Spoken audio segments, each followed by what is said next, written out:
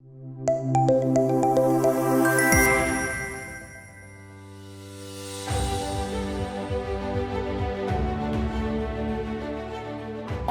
Education, Dehradun. Come on everyone, please. People program organized by ArdorComm Education. This program is to, the focus is on the implementation of new education policy 2020. We have different panels and have different themes for the different panel discussion. And we are happy that we are the first. Thank you so much. Although it should start from our lady members, but you have given me opportunity. Thank you so much, Dr. Panda, for giving me this opportunity. I suppose all of you are having the background of education, academics, but let me start with the little bit history of this education policy. All of you are aware, in 1986, we started with national policy on education. And the demand of the industry, demand of the society is also changing. So accordingly, we have to train our students because objective is very specific for all. Our mission to you is how, what are the different structures and pedagogical changes that has been carried out for the last 2 to 3 years for the implementation of new education policy in the school system, school education system. Because every parents wants that, because now in this competitive days, every parents want that whatever the schools are giving to the students or their kids, that should be reflected not only in their societal behavior, but also in the future perspective of his whatever careers he choose. So my request to is please emphasize on the school education system, how they are going to implement the NEP 2020. Thank you so much, sir. A very good morning to all the esteemed audience present here and my fellow panelists. As pointed out by both my colleagues here, the NEP has definitely dreamt of an equitable India, a system wherein education is not only accessible, but also provides good quality life skills and raises the standards of employability of society and of entire nation. So starting from the school system, since it's the foundation of all kinds of education, the NEP, the major changes, of course, we've all been reading about it. We've all, I'm sure, attended multiple sessions, addressed multiple institutions, schools about it. The structure, of course, changed from 10+2 to the 5+3+3+4 system. And it was the first time under NEP that in the pre-primary stage, the preschools, there was a, if you noticed around 20 years back, there was a mushrooming of preschools. Every other society had a small preschool running there with no concern for the quality of education being provided there, with no concern for safety, hygiene of children. It was like a creche come play school, but no standards defined by the government. Because before grade 1, these the preschool education did not come under the ambit of the National Policy of Education as prescribed previously. One major change which has come in is because these 5 years of foundation stage, the Anganwadis in the government sector and our preschools in the private sector that have come under the ambit of this. So there is a clear-cut identification of what is to be done with the young child when they come to us. The focus on early childhood care and education is one major issue that has been highlighted, which I personally feel is of utmost importance. Apart from this, the focus that has shifted from pressure of academics, of performing in examinations, that has been taken away at the foundation stage. There are no formal examinations happening till grade 2.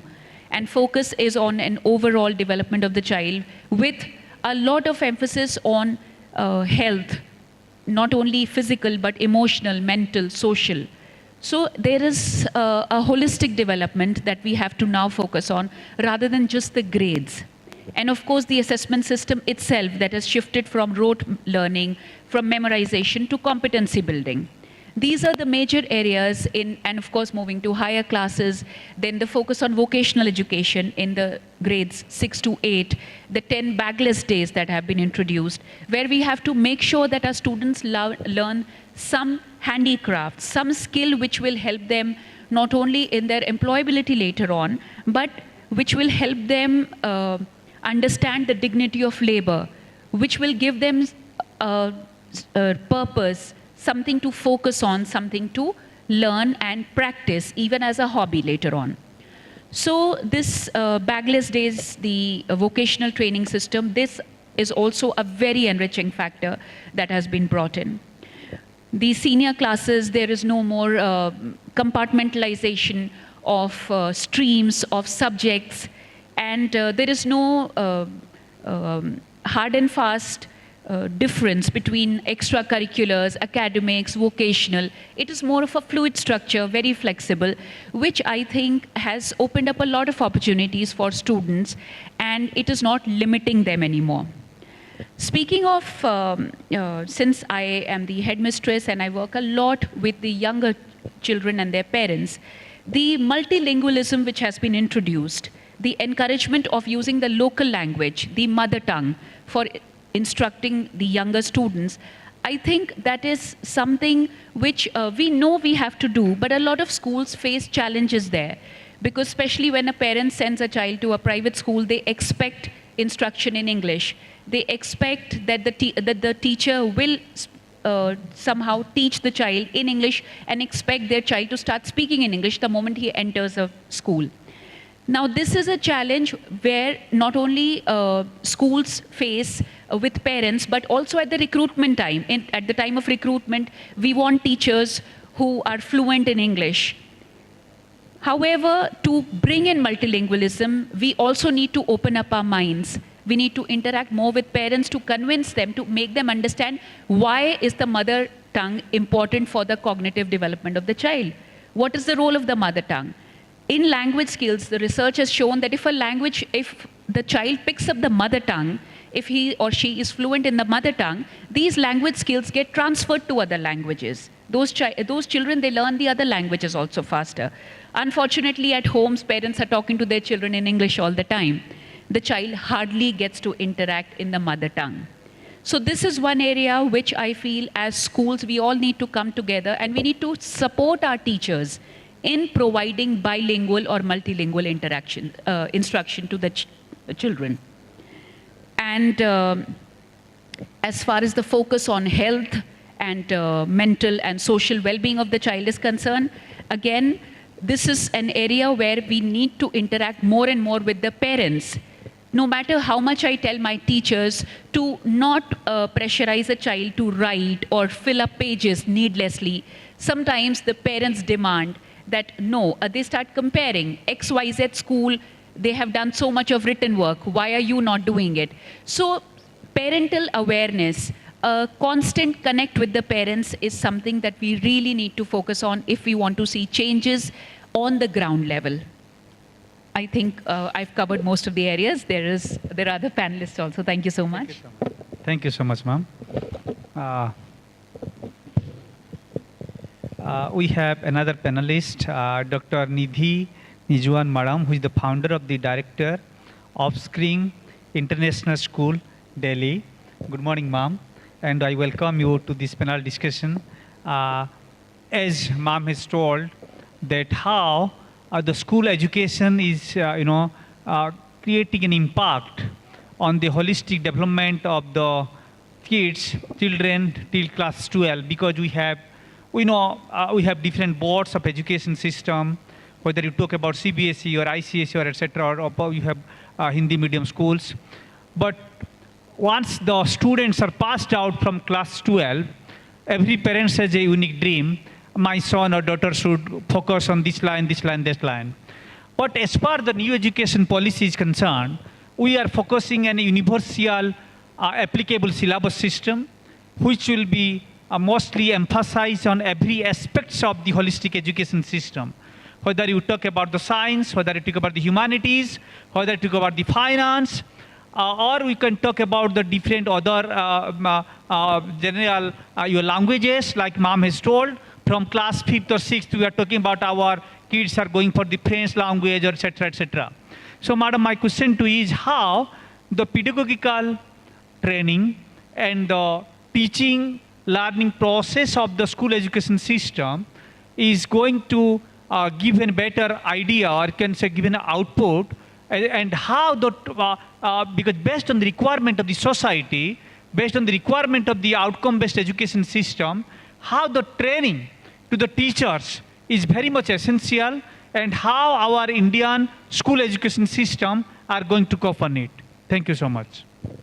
Very good morning to all the audience and esteemed guests, and of course my panelists. It's indeed a privilege to be here today. And Dehradun, I think, has always been very close to my heart, though being a Delhiite, because I have studied in Wellams here and was also with the Z Group director. So I started Mount Litra Z School in Dehradun. And so I think Dehradun, and to have this beautiful interactive sessions here is in the ambience is just too good. To start with, yes, as Dr. Pandya had said, that NEP was something that all educationists they were thrilled when NEP was announced. And the National Education Policy very beautifully has summed up the requirements required in the education domain. We talk of many things, like Dr. Kritika mentioned, that the parent counseling is very, very important. Similarly, I think we all need to be very, very sensitive. All the stakeholders, whether they are the founder chairmen, whether they are principals, the team, the teachers, faculty members, parents, children, all have to be counseled about it. We have started, I've been associated with many progressive schools, and we are looking at coding AI, which is replacing IT computer skills. And I think we need to accept, we need to be open about it. There's still AI coding.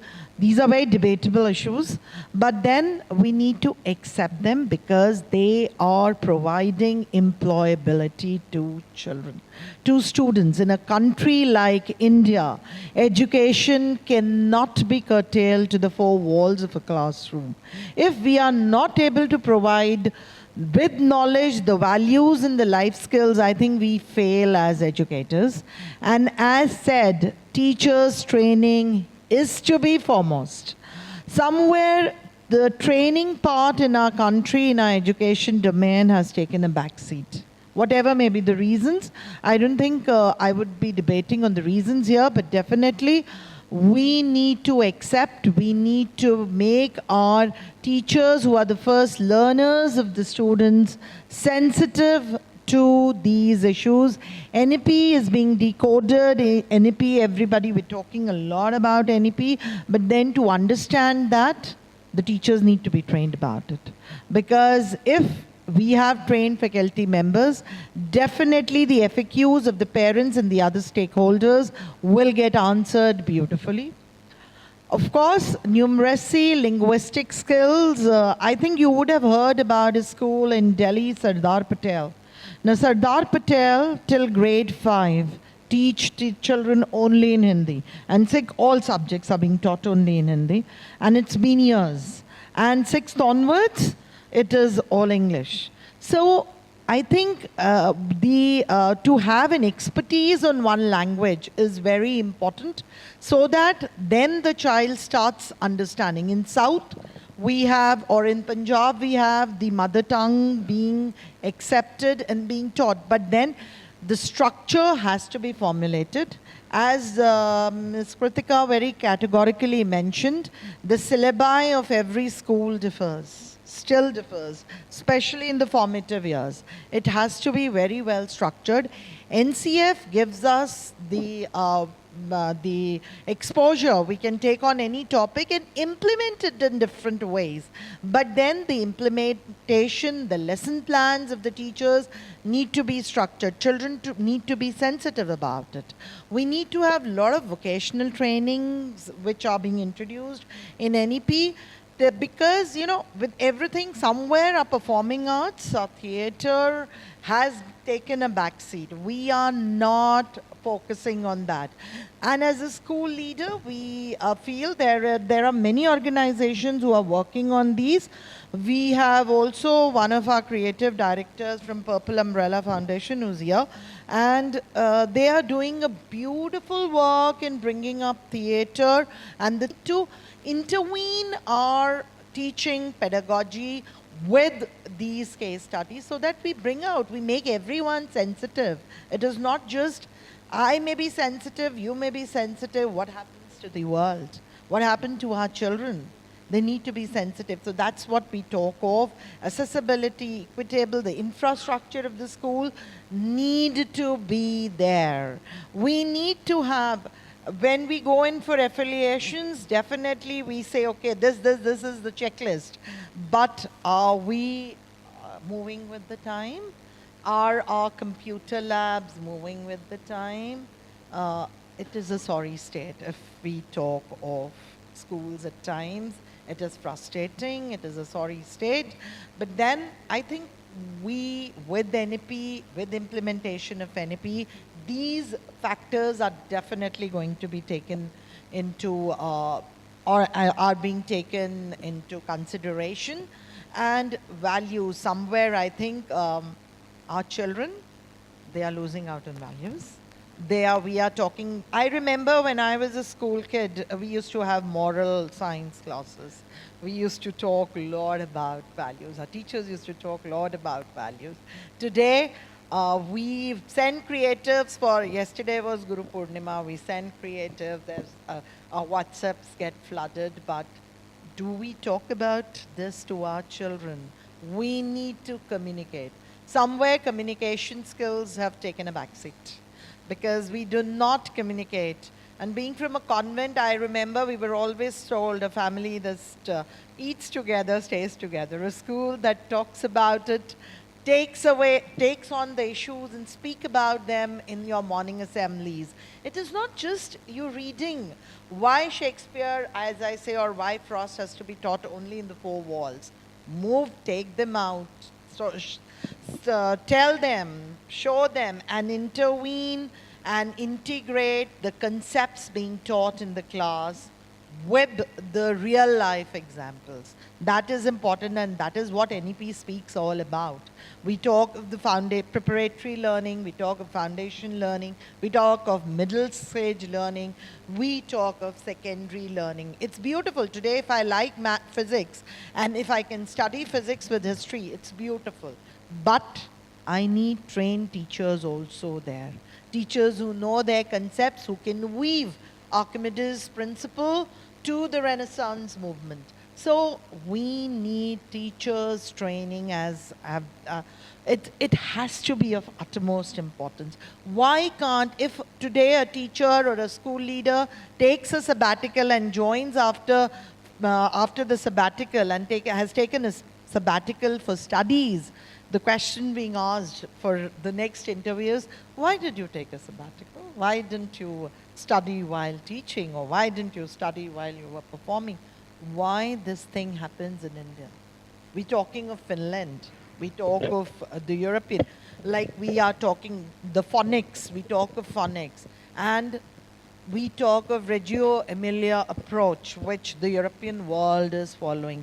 Do we implement that? How many of our staff members are equipped about that? How many schools provide that in-house training, which is very clearly laid down in NEP? But I think we are struggling more about commercialization of education. That has to go hand in hand, because it is all based on that. But then we also need to have allocated school budgets for these things also, because training cannot be just a paper certificate. We need to have training institutes. We need to stress upon it, and all the stakeholders need to understand that, because that is very, very important. So with this, I think I hand over to the other panelists. Thank you so much, ma'am, for enlightening us the demand of the school education system for in today's outcome-based education system. Now, again, moving forward from school education system to technical education. Today with us also Professor V.K. Banga, sir, the director of Govind Ballabh Pant Institute of Engineering Technology. I welcome you, sir, to this panel. And we want to know from you how the technology, recent demand technology and the digital tools are bridging the gap between the employability of the quality graduates, and how the course structure or the syllabus of the of our current Indian system are going to cope with it. Thank you, Dr. Panda. I'm Dr. Vijay Kumar Banga. I'm director at GB Pant College of Engineering and Technology, Pauri, Garhwal. So I'm extremely thankful to the organizer for inviting me here. And it's a great audience who come very early in the morning. I'm late among you, all of you. I reached 9:15. Firstly, I'm extremely sorry from all of you. And regarding NEP, I have a clear mandate on that NEP is just more empowerment to the faculty. It gives you, as a faculty, as an educationist, more power and a more freedom to evaluate, more freedom to experiment, which is earlier we are restricting to some extent. Now you improvise your methods, your techniques, incorporate new methods, as well as to assist the students based on their skills, based on their ability, and to develop a student on the overall personality development or overall holistic development of the student. Regarding modern tools, now like teaching is not a simply going in a class and finishing syllabus on a blackboard and it's over now. It's not that.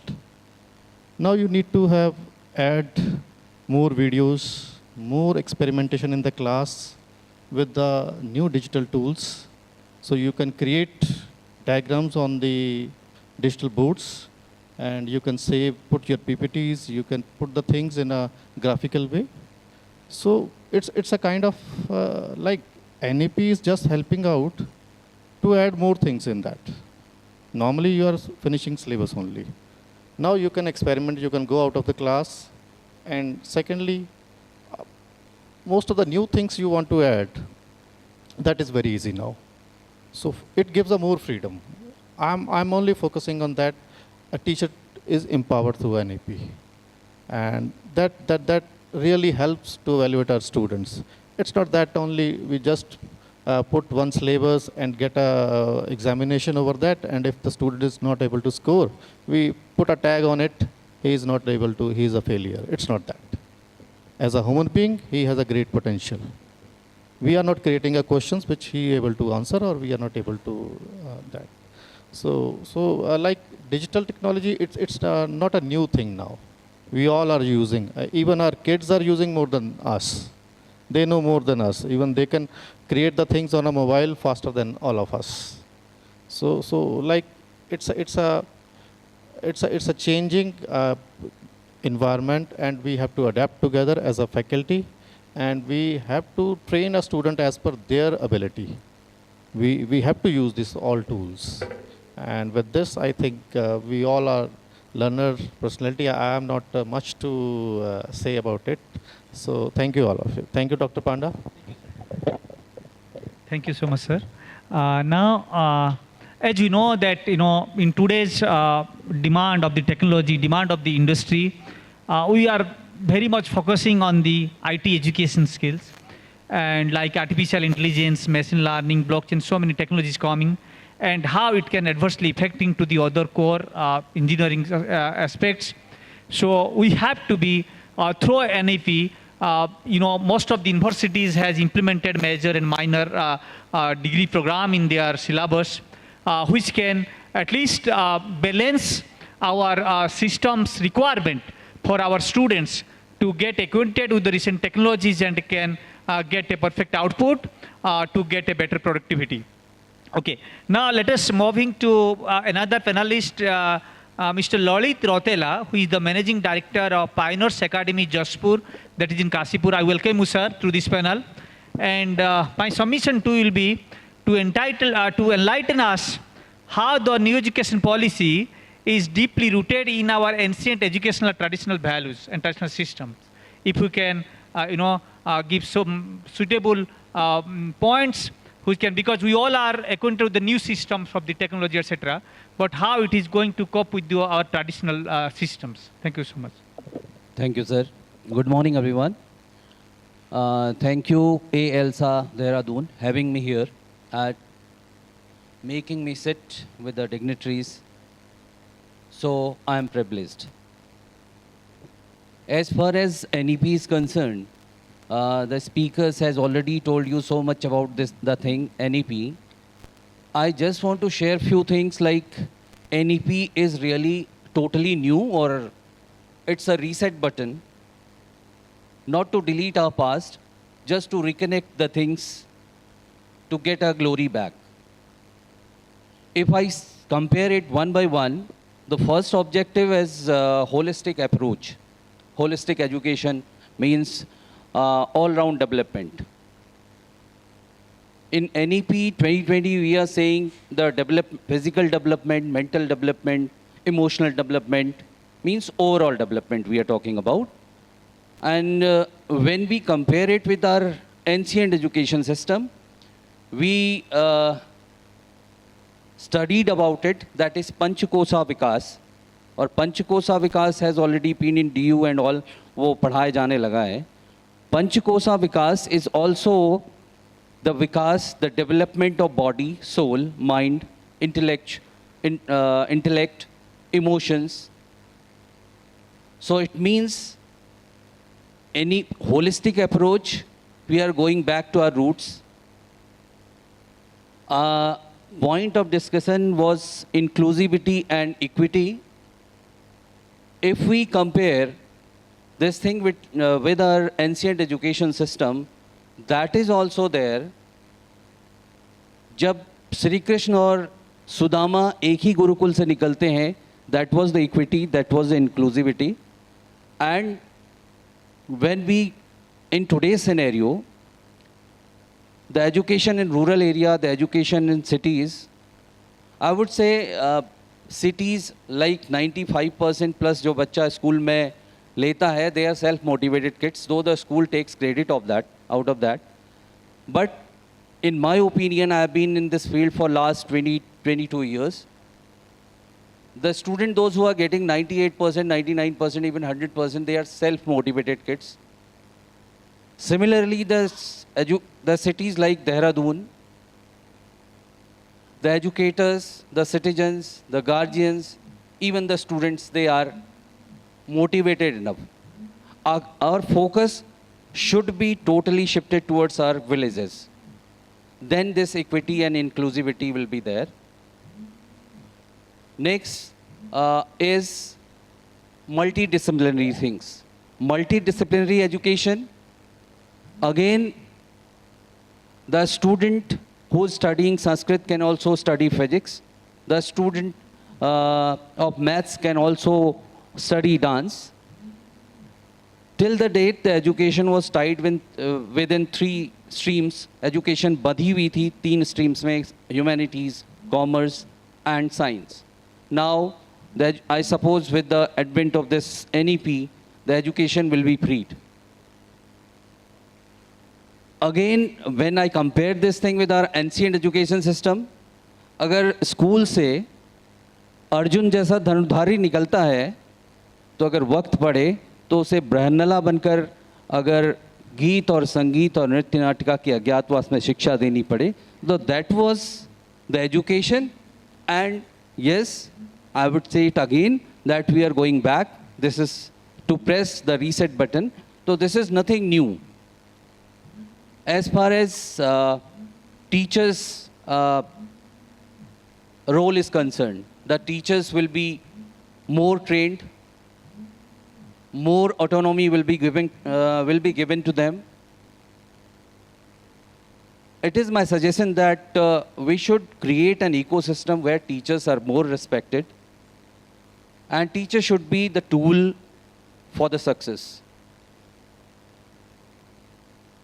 In ancient time, the teachers, the gurus are more respected than the kings, and we all are kingmakers, not the kings. So NEP says the same thing. Assessment, no exam pattern was there. Debated, शास्त्रार्था हुआ करता था, that was there. And skill education जो दी जाती थी that time, वो pen paper test नहीं था. So this is how we can say that the new education policy is not entirely new. Even in 70s, 80s also, I would like to add one more point. The 80s kids, when we used to go to school, till class 2, we used to write in slates, taktis. तो bagless की बात आज होती है, burden कम करने की बात होती है, तो nothing new is there.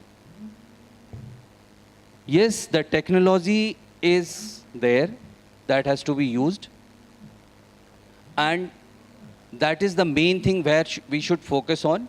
The corona has told us the importance about the online education, so that should be focused. So I would like to say one thing at last: the values and the education system of ancient India are synonymous. So there is nothing new in that.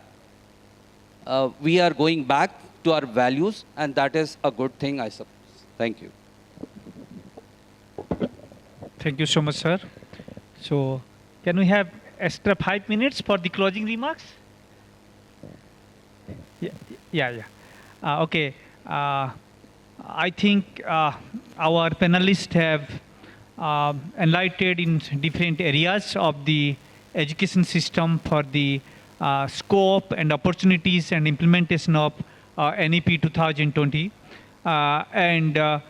We have to work together, whether starting from the school education system or to higher education system or the technical education system, because every kid has the equal rights to get good quality education, whether it is a school or it is a college or if a higher institution of repute. Whether one class has 1 student or 100 students, he should be delivered best quality lecture by the good teacher. So with this, I will suggest, I will request my panelists to give just a 1 or maximum 2 minutes of closing remarks on our theme, the scope and opportunities and implementation of your NEP 2020. Be quick, please, sir. Starting from Banga, sir. So I already said NEP is a wonderful concept to empower the faculty and to assess the students in a better way and to produce a successful students and a good citizen of our country. I think this is a really helpful tool for all of you. This is only from myself. That was a very good discussion by our panelists. I would I will say that as far as the NEP is concerned, since I am from higher education system, I want that first it should be strengthened at primary and secondary level. And I hope all the representative from the higher secondary and primary education systems, they should think about that, and they should think about the primary and higher secondary education institutions who are in remote areas of our country.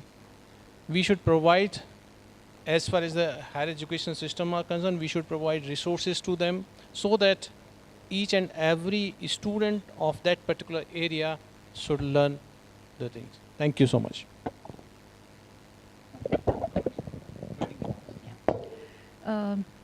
I feel if we are really committed to implementing the NEP in its right spirit, then we need to move beyond the feeling of competition and walk towards collaboration. especially at the school level.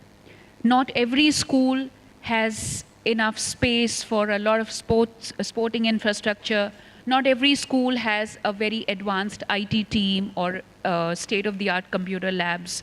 Not every school has subject experts in all subjects, which is why the NEP also talks about school clusters, school complexes, and collaboration between schools. I feel if we are just able to open up our hearts and our move beyond competition and look at the NEP as at the larger picture of the NEP and the larger goal, which is our commitment towards the nation, then schools can open up their resources, they can put their hands together and offer these facilities which are available at one particular school. Why don't we open them up to the other school students also? So I feel a more collaborative approach is the way to go, it's the way forward.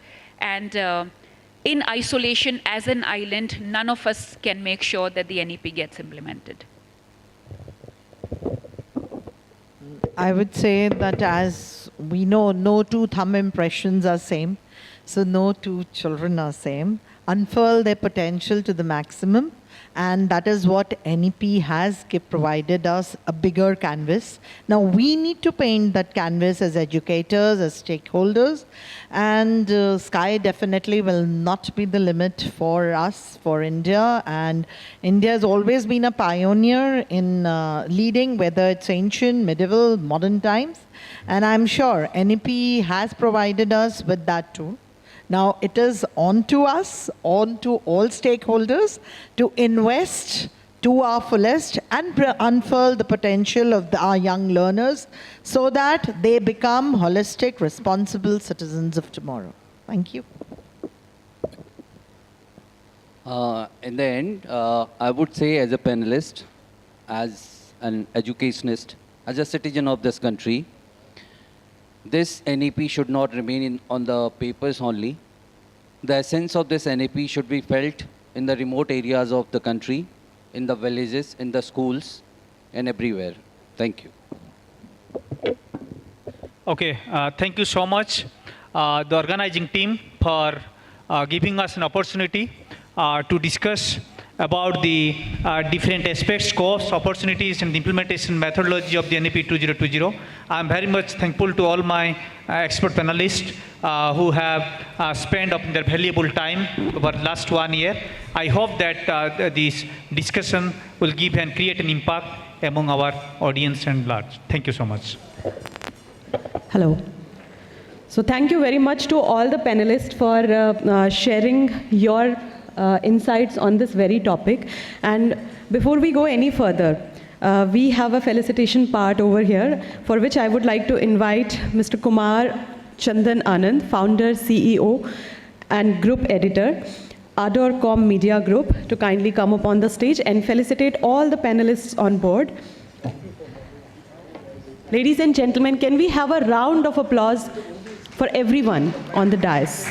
So, ladies and gentlemen, a big round of applause for Professor Manoj Kumar Panda, Director, Women Institute of Technology, Dehradun. Well, thank you very much, sir. You took forward the session very well. And give a big round of applause for our moderator for this very first panel discussion of the day. Come on, everyone, keep on having thunder of claps.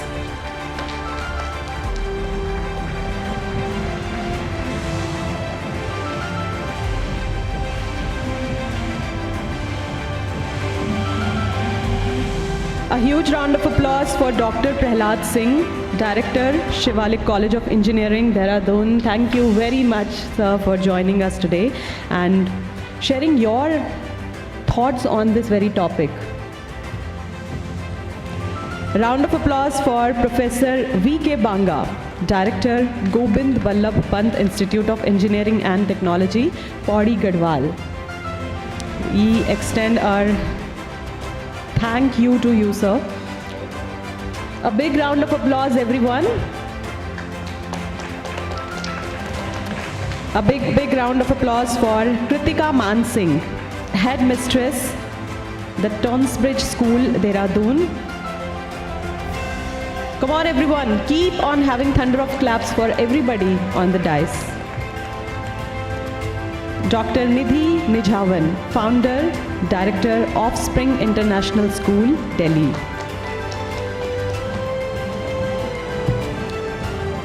Thank you so very much, ma'am, again. And Mr. Lalit Rautela, Managing Director, Pioneers Academy, Jaspur, Kashipur.